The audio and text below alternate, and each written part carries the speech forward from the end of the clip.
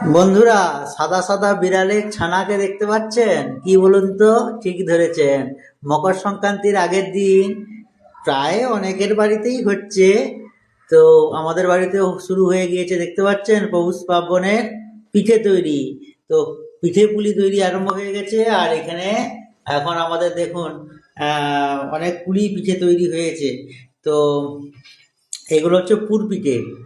আর এখানে পিঠের পুর এখানে আছে, নারকেলের পুর। আর এখানে বাঁধাকপি, বাঁধাকপির পুর দিয়েও তৈরি হয়েছে। এগুলো কাবেরি তৈরি করছিল, এগুলো তৈরি করছিলাম আমি।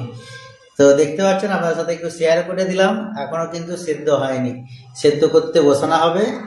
এই যে স্টোভ জ্বালানো হয়ে গেছে, গ্যাস, জল গরম হয়ে গেছে, এখানে এবার ভাপানো হবে। তো বন্ধুরা, একটু ছোট্ট করে আপনাদের সাথে শেয়ার করলাম। আর পুর পিঠে খেতে কার কার ভালো লাগে অবশ্যই কিন্তু কমেন্ট করে জানাবেন। এক ঝুড়ি গ্যাসে বসানো হয়ে গেছে, দেখতে পাচ্ছেন।